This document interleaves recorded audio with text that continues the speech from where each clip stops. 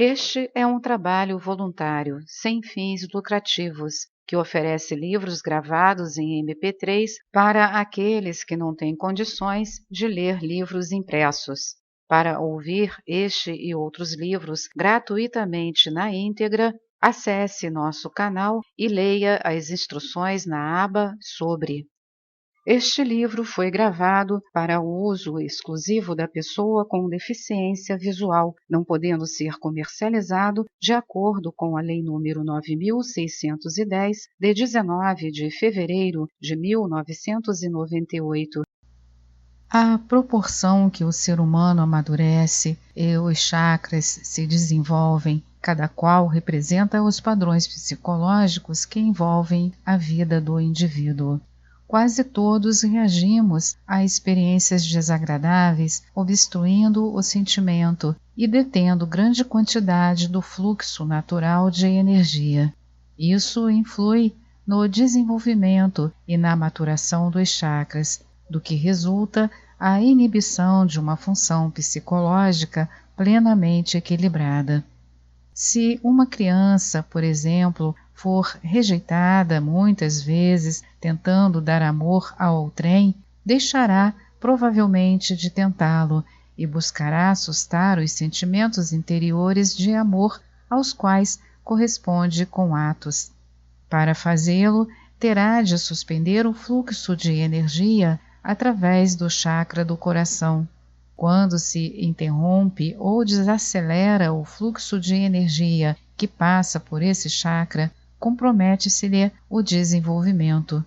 Por fim, é muito provável que de tudo isso resulte um problema de ordem física. O mesmo processo funciona no caso de todos os chakras. Toda vez que uma pessoa obstrui uma experiência que está tendo, seja ela qual for, obstrui, por sua vez, os seus chakras, os quais se acabam desfigurando. Os chakras ficam obstruídos, atravancados de energia estagnada, giram irregularmente, para trás, num movimento contrário ao dos ponteiros do relógio e, até em caso de doença, ficam severamente distorcidos ou rasgados. Quando os chakras funcionam normalmente, cada qual está aberto e gira na direção dos ponteiros do relógio, a fim de metabolizar as energias necessárias do campo universal. Um giro no sentido dos ponteiros do relógio tira energia do campo de energia universal para o chakra, de maneira muito semelhante à da regra da mão direita no eletromagnetismo, segundo a qual um campo magnético mutável em torno de um fio induzirá uma corrente naquele fio. Segurando o fio com a mão direita, os dedos apontarão na direção do polo magnético positivo. O polegar automaticamente apontará na direção da corrente induzida. Para as mesmas regras, funcionam no caso dos chakras. Se você mantiver a mão direita sobre um chakra, de maneira que os dedos se enrolem no sentido dos ponteiros do relógio em torno da borda exterior do chakra, seu polegar apontará para o corpo e na direção da corrente. Assim, classificamos o chakra de aberto às energias que entram. Ao contrário, se você enrolar os dedos da mão direita na direção contrária dos ponteiros do relógio em torno do chakra, o polegar apontará para fora, na direção do fluxo da corrente. Quando o chakra gira num movimento contrário ao dos ponteiros do relógio, a corrente flui para fora do corpo e, desse modo, interfere no metabolismo. Em outras palavras, as energias necessárias e que experimentamos como realidade psicológica não fluem para o chakra quando este gira no sentido contrário ao dos ponteiros do relógio. Nessas condições, classificamos o chakra de fechado para as energias que entram. A maioria das pessoas que tenho observado tem 3 ou 4 chakras que giram na direção contrária à dos ponteiros do relógio em qualquer tempo. De ordinário, eles se abrem cada vez mais em decorrência da terapêutica. Como os chakras não são apenas metabolizadores de energia, mas também dispositivos que sentem a energia, servem para nos falar sobre o mundo que nos rodeia. Se fecharmos os chakras, não permitiremos que entre a informação. Dessarte, quando fazemos nossos chakras fluírem no sentido oposto ao dos ponteiros do relógio, lançamos nossas energias para fora, para o mundo. Sentimos o que é a energia que lançamos para fora e dizemos que é o mundo. Em psicologia, dá-se a isso o nome de projeção. A realidade imaginada que projetamos sobre o mundo relaciona-se com a imagem do que supunhamos fosse o mundo através das nossas experiências infantis e através da mente da criança que éramos então.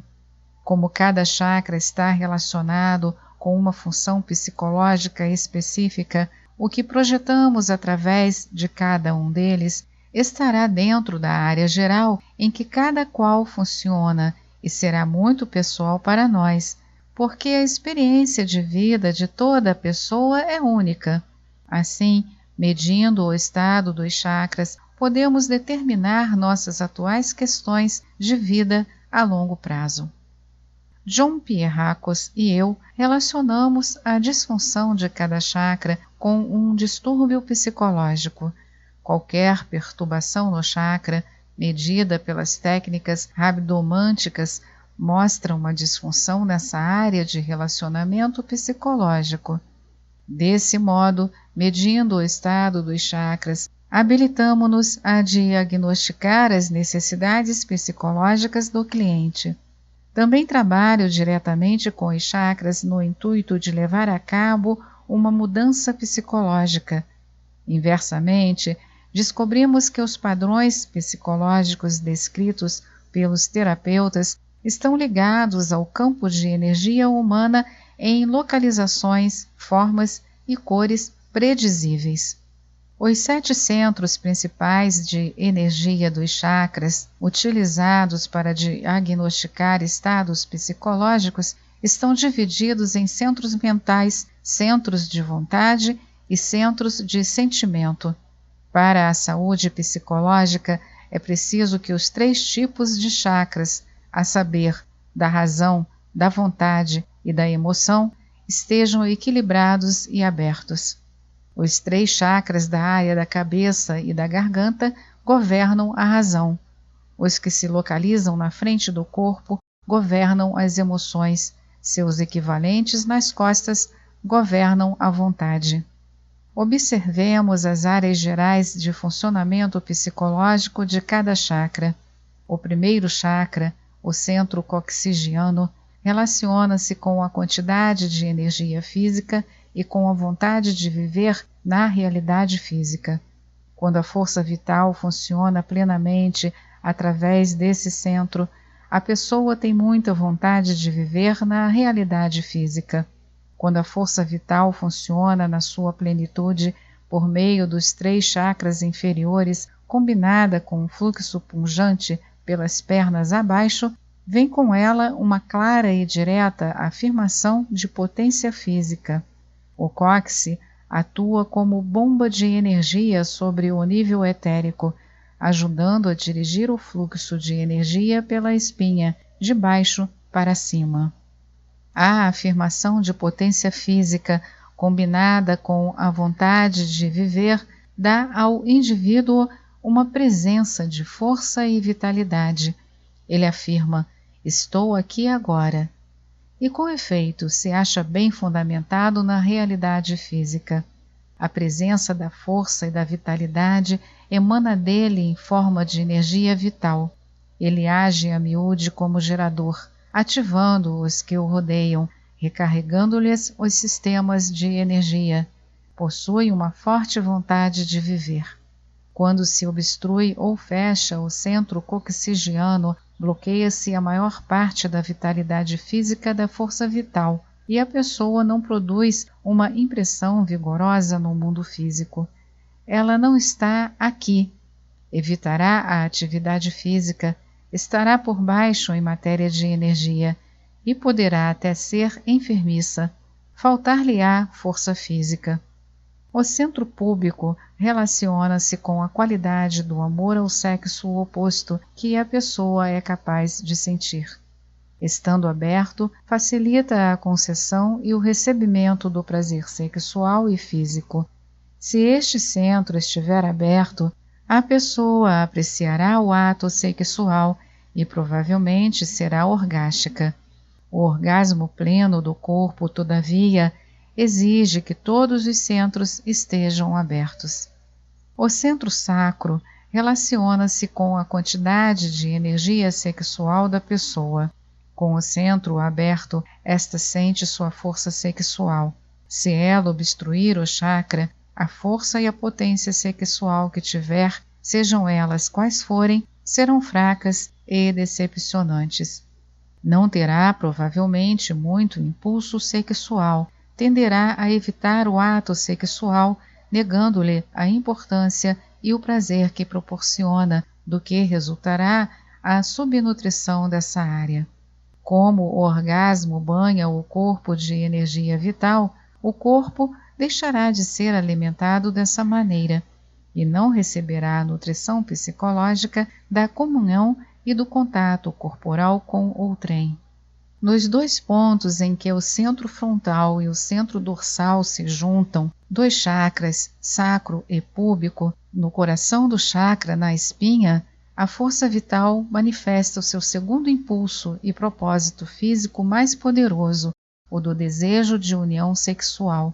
Essa força poderosa rompe as barreiras autoimpostas entre duas pessoas e as deixa mais próximas uma da outra. Desse modo, a sexualidade da pessoa está ligada à sua força vital. Isso é verdade, naturalmente, em relação a todos os centros. Qualquer um deles que seja obstruído também obstrui a força vital na área relacionada. Como a área pélvica do corpo é a fonte da vitalidade, qualquer centro obstruído nessa área reduz a vitalidade física e sexual. Para a grande maioria da humanidade, a energia sexual atravessa esses dois chakras sexuais e os carrega e descarrega no orgasmo, num movimento que revitaliza e limpa o corpo com um banho de energia, livrando o sistema do corpo da energia bloqueada, dos produtos de refúgio e da tensão profunda. O orgasmo sexual é importante para o bem-estar físico. O mútuo abandono na comunhão profunda, através do dar e do receber no ato sexual, é um dos modos principais que a humanidade tem de liberar a separabilidade do ego e experimentar a unidade, pondo de parte o amor e o respeito à singularidade do parceiro. Esta é uma experiência sagrada que coroa os profundos impulsos evolutivos primordiais no nível físico e os profundos anseios espirituais de união com a divindade. É o casamento entre os aspectos espirituais e físicos de dois seres humanos. Para os que já atingiram essa comunhão e passaram a outras fases ao longo do caminho espiritual, algumas disciplinas espirituais, como o yoga de Kundalini e a tradição tântrica, afirmam que essa descarga já não é necessária ao bem-estar da pessoa. A maioria dos seres humanos não figura nessa categoria. Muitas práticas espirituais utilizam a meditação para conter, transformar e redirigir a energia sexual ao longo de diferentes canais de energia, movendo-a ao longo da corrente de força vertical pela espinha acima para ser transformada em energia vibratória mais elevada, empregada na construção dos corpos de energia espiritual superior. Essa prática, muito poderosa e potencialmente perigosa, precisa ser feita sob orientação capaz.